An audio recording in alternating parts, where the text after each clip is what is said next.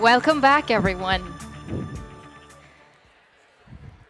I'm going to go ahead and start.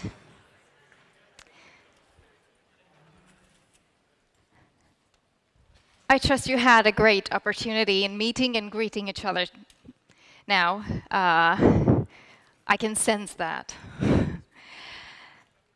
So now you're fueled and filled with new energy, I hope. Now, we will have the honor of introducing to you Dame Stephanie Shirley, or Steve Shirley, actually. I guess we will have the opportunity to know more about that name alter ego later.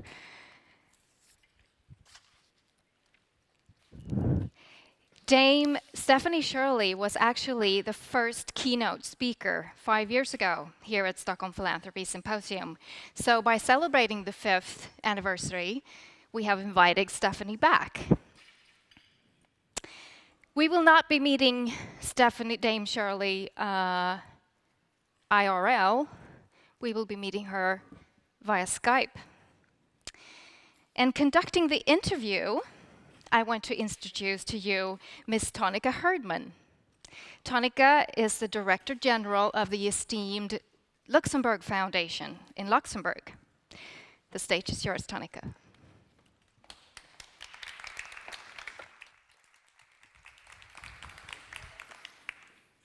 Thank you very much, and very welcome to Dame Stephanie Shirley. How are you? Do you hear me? I think she hears us. Let me start just by introducing our keynote speaker for this conference, Dame Stephanie Shirley. So Dame Stephanie Shirley is a British businesswoman and a major philanthropist. No. Good morning. Yes. I'm just starting to Good morning, introduce Tonika. you. Nice to have contact with you. So Dame Stephanie Shirley arrived in Britain as an unaccompanied child refugee from Germany in 1939. And in 1962, she started her own company with merely £6. And 25 years later, that company became a leading technological business group. And in 1986, she created the Shirley Foundation for the support of medical research, specifically in the area of autism. So Dame Stephanie Shirley is one of Britain's top 5 most generous givers. Good morning, Dame Stephanie. Tonika. How are you? It's lovely to be back here. Really, 5 years has gone very fast. Well, it's lovely to connect with you again. How is the weather in London? Because here in Stockholm, it's pouring down rain since 2 days. Well, we had pouring down rain here yesterday, but today it's just a dull English summer day. Oh, that doesn't sound too inspiring. So, first of all, how would you like me to address you during this interview? Linda mentioned Dame Stephanie and Dame Steve. Could you explore a little bit on that? Well, the Dame bit is an enormous honour from Her Majesty the Queen. And really, when you say Dame Stephanie, you're supposed to do a little curtsy and really grovel on the floor. But I like to be called Steve because that's what I was calling my business career when I found that Stephanie Shirley is my marital name, just did not work and nobody was replying to my letters.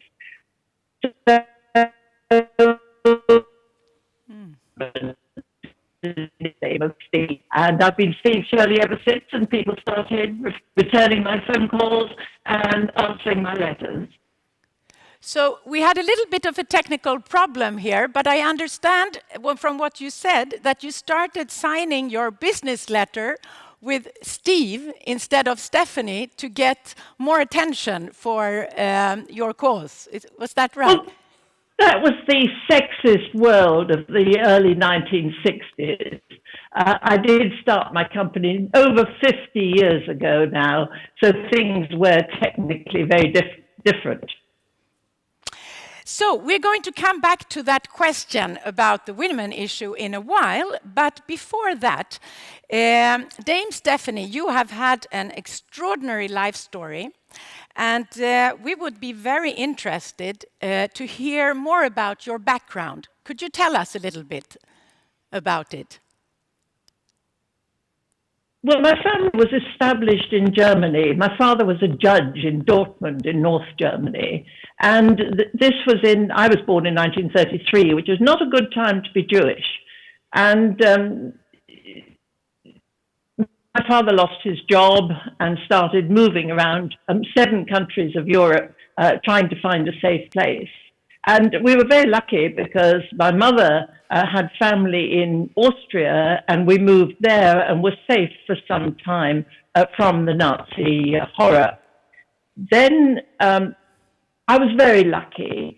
My parents sent me to England into the arms of strangers, thinking really never to see me again. And they did that most loving of things. They saved my life by actually sending me away. And that was really the beginning of my childhood in England. I'm as English as anybody. I learned to speak English. I learned to cope with the English food and the English weather. And I really don't, I've learned to be a European, Tonika. I find that the current Brexit is disappointing, because to me Europe was something that we did for peace after the war, and I'm very sorry. Well, I hope that the relationship continues. So what has influenced you the most from your childhood back then? Well, the trauma of my child refugee years really has impacted my life then and now. It was such a big change, new family, new language, new food, new everything, that I learned to deal with change. Things do not upset me in the way that they might have done. And that was useful to me, because in my high-tech career, you always have to deal with change. So that was a big thing that drove my technical life. But also, I had this not very healthy feeling of needing to justify why I was saved when 1 million Jewish children died. And that really gave me the drive to sort of say, I have to make mine a life that was worth saving. And that's been a big driver over the last years. And finally, I mean, I'm a patriot and love England with a passion that perhaps only someone who has lost their human rights can feel. Interesting. So what was it that made you engage in philanthropy? I've been the recipient of charity. I've been helped by good people doing what good people do. And I wanted really to be one of them. I think I would always have been a liberal, no matter what would have happened in my life.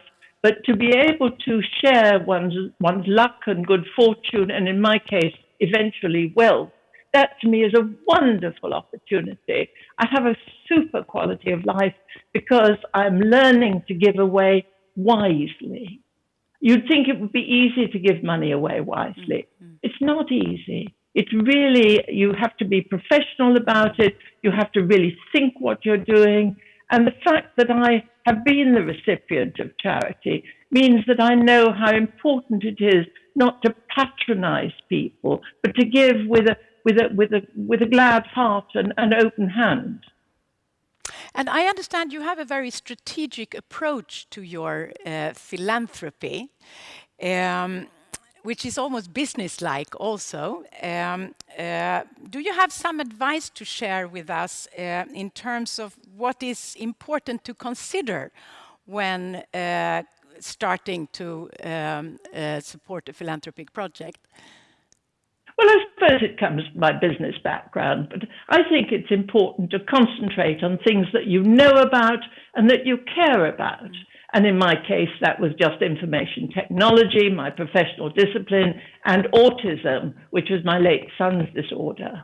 And I would say to anyone, find something that you really care about and enjoy doing, find out about it, get trained, and then start. See how you get on. Start small, start perhaps locally, something that happens, something that you pass each day as you go to work, so that you can see, yes, that's the house that I made happen. A house for the elderly, a house for the young, a kennel for animals, whatever. We all have things that we care about. Is it children? Is it elderly? Is it the green issues? Are we thinking worldwide? What do I really want to do? Because when you're a philanthropist, you have a choice. No one is telling you, do this, do that. Mm-hmm. And you come back to that quite often. I read quite a lot of interviews with you, and one of the things that struck me from it is how often you mention the pleasure of philanthropy. And we discussed that this morning also, the joy that philanthropy gives to the person who supports. Can you say something about, tell us something about that? As a child with a Christian upbringing, I heard this expression, to give is better than to receive. And I thought that's ridiculous. I'd much rather receive presents than give away. But actually, it gives such an opportunity to expand what your personality is, to share with others the joys and pleasures of life.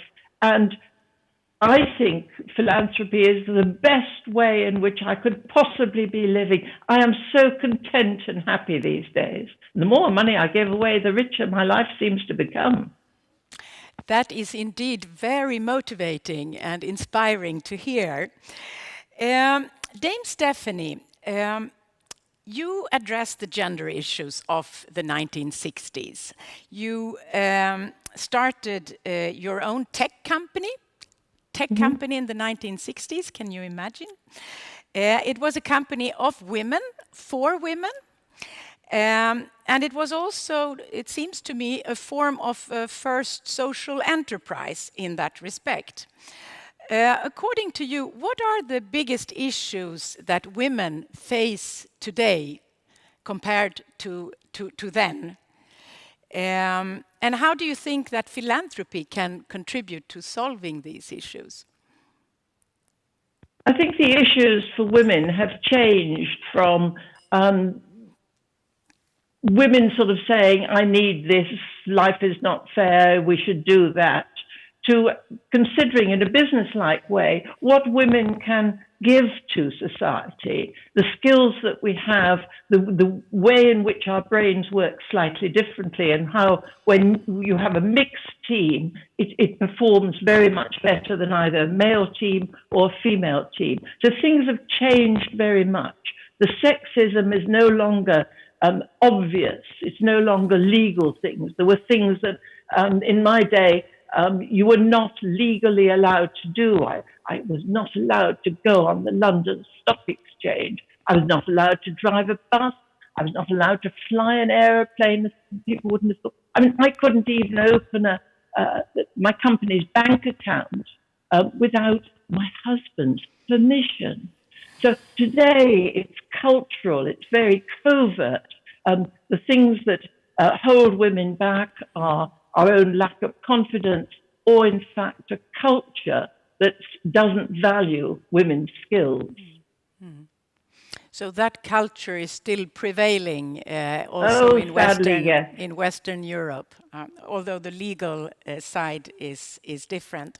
So coming back to philanthropy, what is your experience as a woman philanthropist? And do you think that women approach philanthropy differently than men? Well, my experience is probably typical. As I've said, concentrate on the things that I know and care about. And if I'd have been asked some years ago as to how women did give their money away, I would have guessed that we would give it to children. And I'm using a female stereotype, aren't I? In fact, some work has been done in the UK that shows that women actually tend to give more internationally than men do. I think that's interesting that we are seeing strategically, we're looking at world issues, and that's really the way in which we give, I'm not sure is different. I think we try to give in a less, look what I've done, but I used to give a lot anonymously and then realized that it encouraged other people to talk about the pleasure that I get from giving. And so I do now, in general, talk about what I'm doing. I try to be very businesslike because I am a businesswoman, or I was for many, many years. And that means that I measure what I'm doing. I set targets, I set budgets, I monitor against them so that what I'm doing is actually, I hope, inspired and inspirational, but is also structured and managed. Can we dig a little bit more into this last point that you were mentioning about measuring? Because I understand that you are in the process of completing a study where you ask the grantees whether the funding they received has served the purpose. Could you give us share with us some of the feedback you received in that study? Well, I was trying to be very professional about what I do, and I've been in philanthropy now for 20 years, and it was as part of a sort of celebration. We did something similar at 10 years, and we engaged consultants to anonymously approach our clients. Obviously, we provided the details as to how we had impacted their work and any feedback that we got. I got the results only in a statistical way, and they were, I must say, I was very pleased because something like 98%, correction, 94% said that the investment, social investment that the Shirley Foundation had made in their project achieved its objectives. And that's very high compared to the average. I am prepared to take risks. Maybe that's my business background. And we have made some pretty ghastly mistakes. But generally, over 80% talked about the inspiration that the Shirley Foundation had given them, that we helped them to think strategically, that we were the friendly critic, the critical friend, and helped them to enjoy and exploit the funding that we were giving. We gave skills and time and energy and contacts, not just money. So that seems like very nice achievements. You must be very happy with those results. Very proud, very. Autism and scientific research it appears to be the most strong focus of your philanthropic engagement. Is there a reason for this? In Sweden, where you have large government expenditure on things that in the UK we would do through charities, one of the things that is still lacking is investment in research, medical research. The payoff is so long, it is so expensive. Research, there's no guarantee that anything will ever come out of it. But without that, we're really not moving into the 21st century.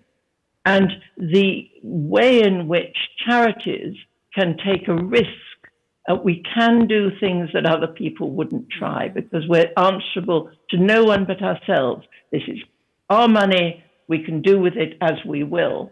And that is really powerful to allow the philanthropic sector to dovetail with public funding.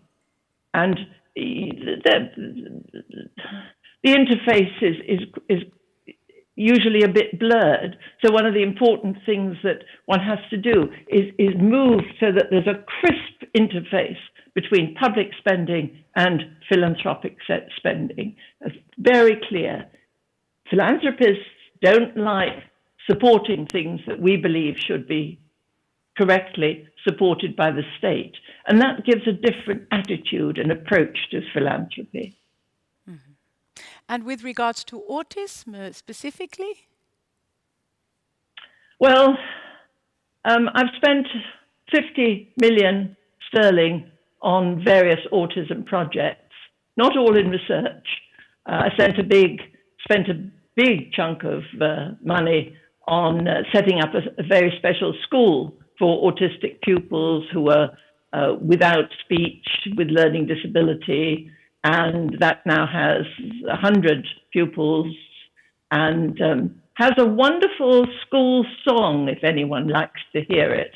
It's really concerned with showing autism as something to be proud of, something that people with autism should be allowed to shine in their own way. The other charities that I've set up in the autism field look after 150 adults with autism, supporting them on a day-by-day basis and effectively for life. So my focus is on autism because that's what I know about and care about. And when I speak to other parents of autistic children, which is very, very stressful, then they know that I have been through the sort of problems that they have. Okay. You were appointed in 2009 by former Prime Minister Gordon Brown to the founding UK Ambassador of Philanthropy. Now that sounds like a very interesting initiative. And I know you were very strongly involved in it. Actually, that's when you reached out to us also when we first talked.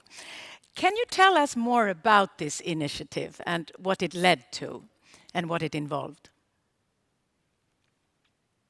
It started with the Prime Minister, and I gather it was a personal initiative to actually give some focus to the nation's giving.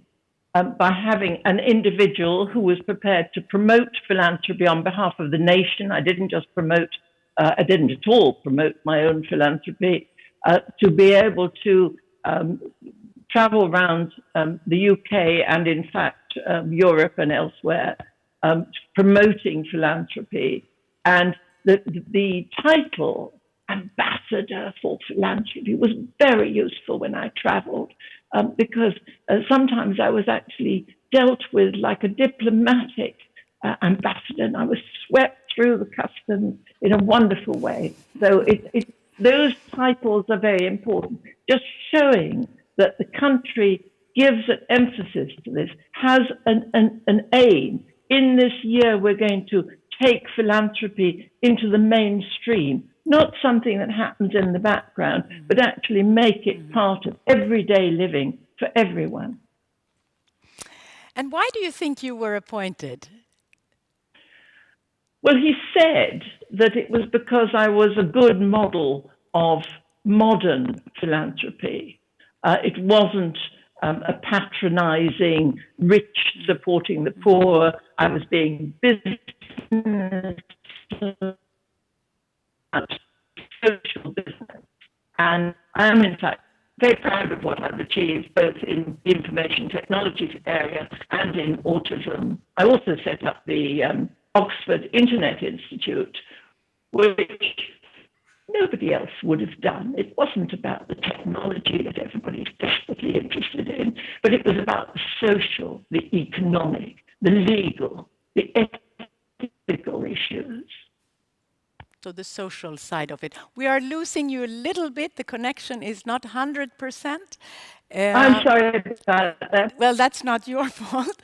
But I hope that you can all follow the interview. So maybe, has that been followed up, this UK ambassadorship for philanthropy? after you left this role? A number of countries followed that, in particular Eastern Europe. I think they're small, they were so proud of being in the democratic era and really followed up very positively. Surprisingly, Washington was also interested and have copied some of the ideas. But it's something that might be valuable for Sweden to put a focus on philanthropy, which I know is not really a very big part of your society at the moment. Yes, and actually, one of the purposes of the Stockholm Philanthropy Symposium is to promote further engagement in philanthropy. And I know that philanthropy plays historically a much larger role in the UK than it has done and than it is doing today in Sweden. But with your experience, what is your advice to us here in Sweden in terms of unleashing this interest for engaging in philanthropy? Well, some of that is really for your government to do, to make it tax efficient when I give money to charity, to make it attractive in that way, to make it simple that I can understand what the systems of giving are, to make it intelligible. I mean, it had enormously thick documents that sort of said how you became eligible for the tax breaks on philanthropy. It has to be simple. Encourage people. Talk about who gives what and where and what we get from it. The sheer fun and pleasure of philanthropy. If you think of philanthropy just as a duty, something that we have to do, then there's no pleasure. It should be a reciprocal relationship. I should get just as much as I give. And when you do that, it gives a joy and zip to philanthropy that really embeds it into society. That sounds like a very good advice. Dame Stephanie, you have given away more than 87 million US dollars to the projects that you support. What would you say are your main achievements? Or if I phrase it differently, what are you most proud about? Oh. Well, I mix up, I think, pride with pleasure. I do get a lot of pleasure from philanthropy, but the one I get most pleasure from is the school that I set up in Berkshire near London that actually teaches profoundly vulnerable autistic pupils who are unable to speak, who are learning disabled, who really require a vast amount of support to get them through everyday life. And that school, every time I go there, it seems as if the sun is always shining when I go there.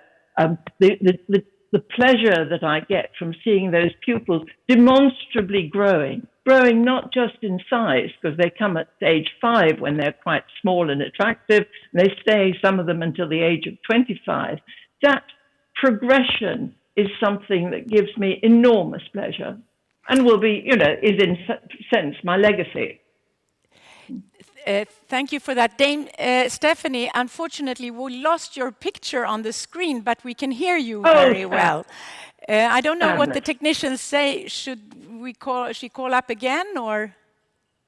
Should we call up again? We continue, okay. No, we just continue. So we can't see you anymore, but we hear you perfectly well. So I understand that what you feel most proud about is the school that you set up for autism in Berkshire. You made a TED Talk in 2015, and it has been seen by more than 1.8 million people worldwide. Dame Stephanie, how has this global popularity changed your life, if at all? Could you tell us about that? Dame Stephanie, do you hear us? Well, my TED Talk. Yeah. Yes, I do hear you. Yeah. Do you hear me? Yes. My TED Talk was actually advertised as some from the millionaire that nobody's ever even heard of. Because I have had quite a low profile, and the TED Talk brought a flood of invitations and interest in what I was doing from all over the world. So it gave me some visibility, and so it gave me also choice as to what I was doing with my philanthropy. I believe TED is a very, very good way, a modern way of learning about the world from other people who have different experiences. And if anybody likes to see the TED Talk, I'm wearing the same blouse, so you will recognize me in my green blouse, and enjoy it. Sounds very good. Now, I heard from my sources that your memoir, Let It Go, is being made into a movie. Is that true? And can you tell us more about that? The memoir is being made into a movie, but you have no idea how slow that is. We have been, I think, 18 months already, and we're still only at the stage of having a screenplay, which is beginning to look quite good. And then we have to get funding, and then we have to get actors, and it takes long, and there's no guarantee that it will ever happen. But wait for it, let it go. It will make a super film. And the main decision I have to make, I have a veto on it, is who's going to play me in the film. I'm absolutely convinced it's going to be a very strong personality and a very nice film. Linda, do we have time for one or two questions from the audience? One or two short questions? So do we have any questions from the audience to Dame Stephanie? Yes? Do we have the microphones here?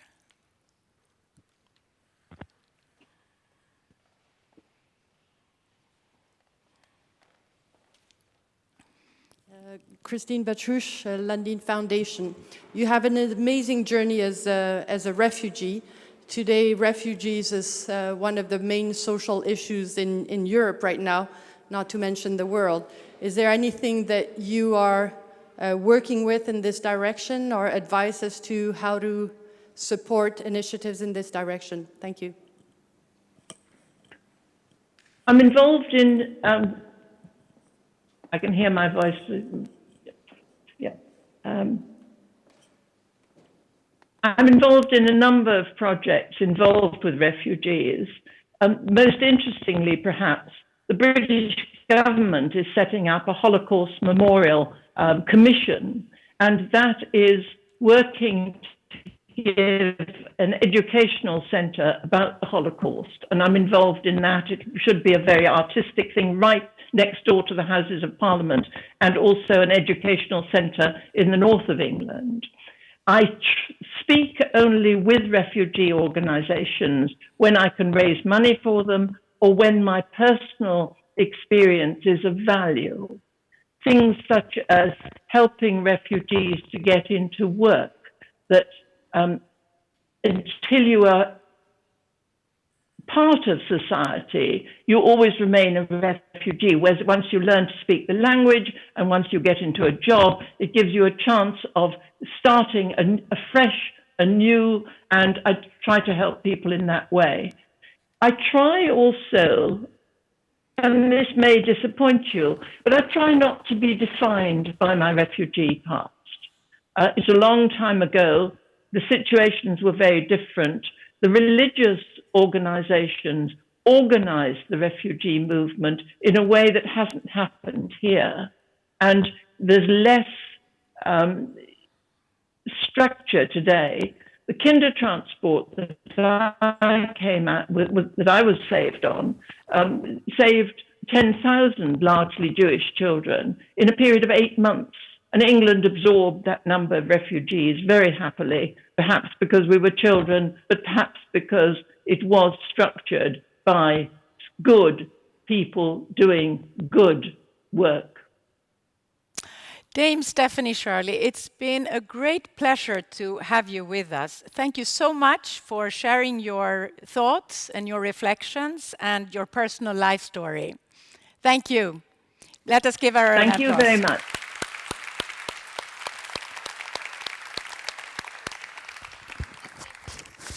Thank you. And thank you. And thank you, Tonika, for helping us through this. Skype's not always reliable, is it?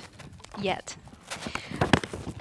I find it very inspirational, and it's an honor to hear from Dame Stephanie Shirley about this life journey that she's been taking.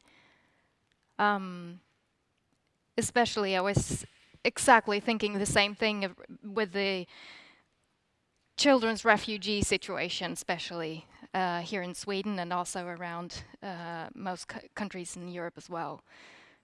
How she's been strong, she's been receiving help, of course. And through that help, she's turned her life around. And I hope that we could do that the same for these children that are refugees today. Now, we have come to the point in the program where there are 2 parallel workshops. When you made your registration, you had the possibility or the opportunity to choose one of the 2. The first one is called Digital is Changing Everything, even Philanthropy. And that workshop is led by Daniel Akini, Chief Technology Officer at Microsoft, and Mattias Strand, Head of Legal, Microsoft. The other workshop is called Trends and Lessons Learned from Philanthropy Advisors and the New Generation of Philanthropists. The trends for philanthropy advisors will be here, remaining here in Vinterträdgården. And this workshop is led by Jasmine Melze, philanthropy advisor at ABN AMRO, and Silvia Bastante, Head of Philanthropy Advisory at UBS. And the moderator for this workshop is Jacqueline Dietiker, Better Given Advisory Services of Netherlands. And I will ask Jacqueline to explain this new organizations to us a little bit. But some practical details. Workshop Digital is Changing Everything is upstairs in that room. Daniel, could you make a little wave? Fantastic, beautiful. So, if that is your choice of workshop, please go to your left and up the stairs and follow the signs, and you will come to that room. It's called the Royal Suite. It's got a beautiful picture of the King and Queen. And for the Philanthropy Advisory Workshop, please remain here. If it tends to be, a little bit glest mellan stolarna, as we say in Sweden, you could please move forward if you'd like to. After these workshops, there will be served lunch. And as with the coffee, lunch is served on your right, beside the seating area. And lunch is served between around 11:50 to 1 o'clock. At 1 o'clock, we gather here again to start the afternoon program. Okay, so you're off. Enjoy. See you soon for lunch.